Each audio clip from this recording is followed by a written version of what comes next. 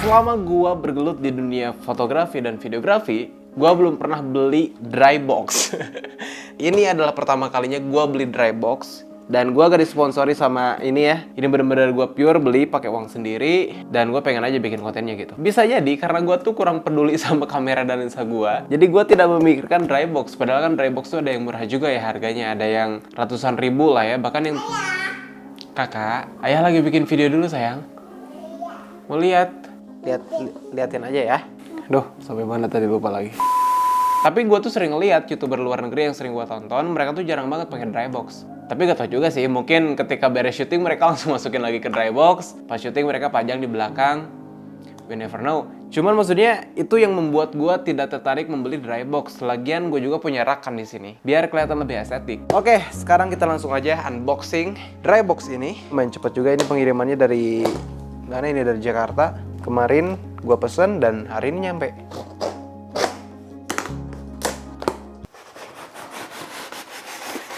Ini dia. Dry boxnya gak gede-gede amat sih, karena gue juga beli yang personal. Kan ada yang personal, hobi, sama bisnis kalau gak salah. Personal tuh paling kecil. Gue beli yang murah-murah aja lah. Ini harganya di bawah 1 jutaan guys. Lumayan oke, karena ini biar nyambung sama warna ini. Sama-sama hitam, cuman bedanya ini pekat banget ini namanya. Ini gak terlalu pekat. Oke, kayaknya gue simpen di sini aja, karena biar deket sama listrik. Pas, gak terlalu besar, warnanya sama hitam. Keren. Cool. Di sini ada buku petunjuk. Oke, gue udah paham. Gampang. Simple ternyata. Tinggal nyalain aja. Gue tuh baru tahu ternyata kamera gue jamuran pas gue foto panning. Dulu kan gue sering sunmori gitu kan, di fotonya pakai kamera gue. Ternyata ada beberapa foto yang hasilnya tuh ada bintik-bintik hitamnya, dan itu adalah jamur guys. Gara-gara gak pakai dry box, gue meremehkan dry box, jadinya kamera gue kena ada jamurnya. Tapi udah solving sih, udah dibersihin juga waktu itu. Sekarang kalian akan aman di sini. Oke guys, lensa mungil-mungil gini ya. Sebenarnya lensa tuh di bawah aja kalau yang kecil, tapi di atas juga bisa sih di sini. Di sini 2470. Di sini satu lagi yang 1635 lah ya. Amin. Mudah-mudahan kebeli.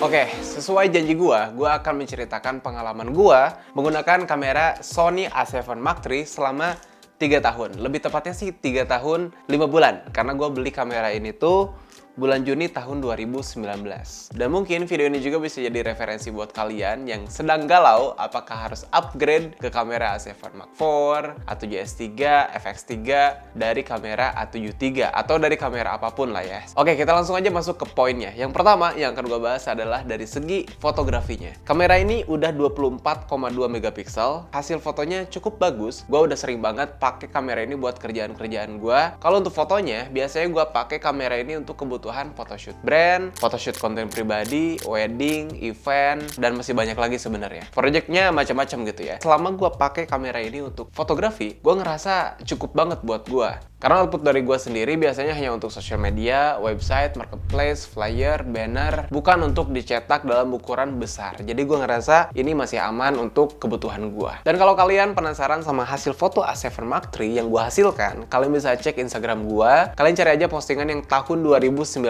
itu hasil pakai kamera ini. Kalau kalian penasaran, cek aja Instagram gue. Sekalian follow ya. Kalau promosi lagi. Yang kedua di mode video. Nah, biasanya gue pakai kamera ini kalau buat kerjaan video, ya kayak wedding, event, comedy profile, buku tahunan sekolah juga ada videonya. Terus iklan sosial media, film pendek, video e-learning, video produk, dan masih banyak lagi. Kalau harus disebutin satu-satu sih banyak banget guys. Intinya, kamera ini tuh udah kerja keras banget bareng gue. Lu bayangin dari tahun 2019, sekarang sampai 2022 ini kamera masih bagus. Lo lihat, kameranya masih terbilang mulus. Ya ini lecet-lecet pemakaian aja. Di bawahnya juga ada lecet-lecet. Cuma kalau ditanya kameranya bakal dijual atau enggak, gua nggak rela buat ngejual kamera ini. Karena kamera ini udah menemani gua berjuang. Jadi kayaknya akan gua keep. Dan di videonya juga kamera ini tuh bagus banget. Dia memenuhi kebutuhan kerja gua. Dia udah 120 frame per second walaupun dari Full HD, tapi gak masalah buat gua sih. Karena pada tahun 2019 4K itu ya belum kepake buat gua. Dari segi laptopnya juga gua masih laptop yang biasa, yang kentang. Jadi walaupun 120-nya di Full HD, gak masalah buat gua. Masih cukup-cukup aja. Dan kamera ini juga udah 4K walaupun 30 fps dan ada cropping sebenarnya. Itu sebenarnya yang bikin gua agak nyaman untuk saat ini. Kenapa gua juga pindah ke A7 Mark IV? Karena gara-gara itu. Selain itu, kamera ini juga kan udah ada time lapse, SNQ. Buat gua ini cukup banget gitu. Bahkan kalau misalkan hanya untuk konten YouTube, kamera ini tuh masih cukup. Terus kenapa dong Dad kalau misalkan masih cukup, lo upgrade ke Sony A7 Mark IV? Sebenarnya gini guys, alasan utama kenapa gue beli kamera lagi adalah cash flow in my business. Alhamdulillahnya cash flow pribadi dan cash flow perusahaan startup gue Dreammind cukup bagus di tahun ini. Dan setelah dihitung-hitung, gue masih bisa untuk menambah alat lagi. Karena financial management gue itu dibedakan antara income personal dan income kerjaan. Sebenarnya sih, walaupun gue jadi freelancer ataupun gue kerja untuk Dreammind perusahaan startup gue tetap membedakan itu. Contoh kalau misalkan gue kerja sebagai freelancer, gue selalu membedakan antara budget jasa gue sebagai videographer dan budget untuk alat. Terus gimana dong cara mengaplikasikannya? Simple, kalian tinggal memisahkan aja budget jasa videographer dan budget sewa alat kalian. Misalkan jasa videographer 1,5 juta seharinya. Lu pakai Sony A7 Mark III dengan lensa 2470G Master, misalkan ya, ini contoh aja. Sony A7 Mark III harga sewa per harinya itu 300.000. Lensanya 200.000 misalkan. Berarti kan jadi 500.000 tuh. Sebagai patokannya lu tinggal lihat aja di tempat rental alat. Jasa videographer tadi 1,5 juta, berarti kan jadi 2 juta. Nah, itu adalah budget yang kalian kasih ke klien. Jadinya ada dua pemasukan kan? Ada pemasukan jasa kalian sebagai videographer, ada juga pemasukan untuk sewa alat. Nah, pemasukan yang sewa alat ini bisa dijadiin sebagai uang kas kalian. Nantinya, uang sewa alat ini bisa dipakai untuk maintenance kamera, sewa alat, pokoknya yang berhubungan dengan gear kalian. Sedangkan pendapatan kalian ini kan udah terpisah sendiri. Kalian bisa pos-posin lagi tuh, misalkan buat hobi di luar fotografi dan videografi, keinginan kalian, kebutuhan. Itu balik lagi ke kalian masing-masing. Itulah cara yang gue pakai selama ini dan alhamdulillah works. Jadi kalau kalian mau mengaplikasikan itu juga ke diri kalian, mangga, nggak pun nggak apa-apa, gue cuma sharing aja. Tapi gue yakin sih kebanyakan dari kalian pasti udah paham juga sama hal itu. Cuman buat yang baru mulai dan masih kebingungan, mudah-mudahan bisa jadi insight buat kalian dan ilmu baru buat kalian ya. Jadi sebagai freelancer itu guys, kita dituntut untuk bisa segala hal. Kalau skill videografi sih itu wajib kita terus pelajarin. Skill videografi, fotografi, editing video, mungkin itu yang wajib harus kita pelajari. Tapi jangan meremehkan juga hal-hal kayak administrasi. Itu juga penting kita pelajari dan kita juga harus tahu gitu. Keuangan, proposal, public speaking, negosiasi, itu juga harus kita pelajari kalau kita mau serius bekerja sebagai freelancer. Atau next levelnya kita membentuk sebuah tim yang nantinya misalkan jadi sebuah PH, vendor, atau everything you want. Yang penting adalah bertahap dan berproses. Jadi itu adalah alasan utama gue kenapa gue berani untuk beli kamera lagi. Bahkan langsung sama lensanya gitu. Karena udah balik modal dan gue udah profit di tahun ini. Nah terus gimana caranya biar mengetahui kapan waktunya kita bisa upgrade? Sebenarnya simple. Kalian tinggal kalkulasiin aja pendapatan kalian semenjak beli kamera sampai sekarang. Misalkan kalian beli kamera di tahun 2019, kalian kalkulasiin tuh sampai sekarang kira-kira udah profit atau belum, kira-kira udah balik modal atau belum.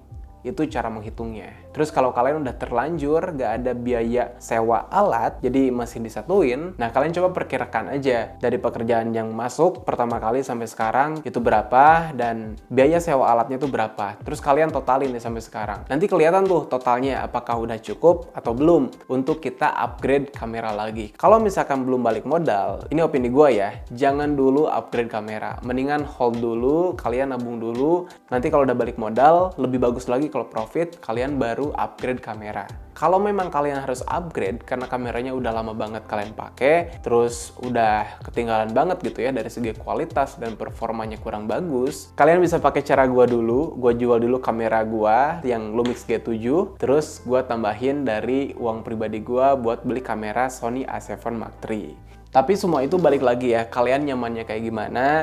Gua di sini hanya memberikan masukan atau insight buat kalian. Kalau kepake syukur, kalau enggak pun nggak apa-apa, gak masalah. Ini hanya sharing aja. Gua baca komen dari kalian di video sebelumnya, itu ada yang komen kayak gini. Akhirnya ya kembali ke jalannya lagi bang. Emangnya kenapa? Gua kan nggak sesat gitu ya. Gua kan nggak ke jalan yang sesat. Cuman gua juga akui beberapa bulan ke belakang konten-konten gua itu kan banyak banget yang otomotif, kayak mobil, motor. Bahkan gua tuh beli motornya gitu, yang harganya mungkin kalau di compare sama kamera ini masih mahal motor. Jadi sebenarnya kamera ini yang memang seharusnya gua beli gitu, bukan motor yang seharusnya gua beli. Gak apa-apa, itu pelajaran buat gua juga. Karena gini guys, gua cerita sedikit ya, histori kenapa gua beli motor. Jadi, gue tuh udah ngerasain kerja keras banget lah gitu dari pertama gue merintis dari tahun 2016, 2017 mungkin yang lagi hektik-hektiknya tuh 2017 yang gue rasain. Karena kerjaan gue tuh sebenarnya lebih banyak di luar YouTube ketimbang di YouTube-nya sendiri. Kalau di YouTube kan ya fleksibel gitu. Deadline juga terserah gue. Tapi kalau kerjaan di luar itu mau gak mau gue harus ngikutin deadline yang udah ditentuin sama klien gue. Dan tipe-tipe project yang gue garap itu kebanyakan kuantitinya banyak. Ada sih yang nggak banyak juga, cuma maksudnya kebanyakan tuh yang kuantitinya banyak. Video produk juga nyampe puluhan, 30 video.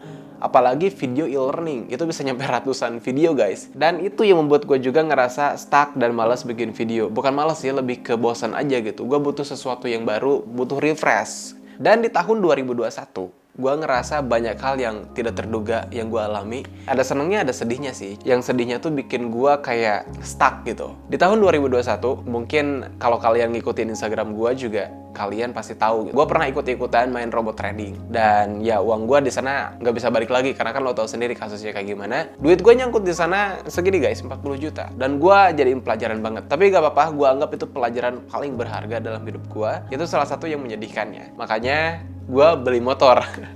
Karena sebenarnya memang iya, gue dari zaman SMA pengen banget punya motor Ninja. Belum pernah kesampaian. Sebenarnya pas gue mau beli Vespa juga waktu itu kan, tadinya antara pilihannya Vespa atau Ninja. Cuman gue ngelihat dari segi kebutuhan dan manfaatnya. Vespa itu lebih bermanfaat ketimbang Ninja pada saat itu. Jadi gue pilihnya Vespa. Nah sekarang gue udah ngerasa kayak tepat aja gitu waktunya. Gue bisa beli Ninja. Makanya gue beli motor itu. Dan gak lama motor itu gue jual. Beberapa bulan setelah gue beli motor itu, langsung gue jual lagi. Yang penting gue udah merasakan motor itulah. Jadi gak penasaran lagi. Cuma itu juga jadi pelajaran lagi buat gue. Tapi pada faktanya, ternyata motoran itu bukan dunia gue. Riding, San Mori itu bukan dunia gue. Bukan karena gak asik temen-temennya. Lingkungannya asik banget. Temen-temen gue juga asik banget. Kita sering San Mori bareng. Seru banget, seru banget. Cuman intinya bukan diri gue aja lah. Makanya gue langsung jual lagi motor itu. Dan sebenarnya gue tuh sering berdebat sama pemikiran kritis gue. Gue sering bertanya sama diri gue, kenapa gue beli motor yang harganya cukup mahal? Pertanyaan itu juga sering muncul di kepala gue. Makanya daripada gue terus mikirin hal itu, lebih baik gue jual aja. Dan emang paling bener sih uang itu lebih baik di ke hal lainin yang lebih bermanfaat atau bisa menguntungkan juga, entah itu diinvestasiin, diputerin. Banyaklah opsi-opsi lain yang lebih menguntungkan. Oke guys, gue rasa cukup. Gue bercerita tentang pengalaman gue menggunakan kamera Sony A7 Mark III. It's time to rest. Kalau kalian punya pertanyaan, kalian tinggal tulis di kolom komentar di bawah. Kita sharing aja di kolom komentar. Dan kalau kalian mau tahu alat apa aja yang gue pakai, kalian bisa cek di deskripsi. Gue udah simpen link-linknya. Kalian bisa klik di sana. Oke? Dan lihat, ini penampakan dry box gue. Dan selanjutnya kamera ini, waktunya kamu istirahat ya, A7 Mark IV. Oke, sampai jumpa di video selanjutnya. Bye!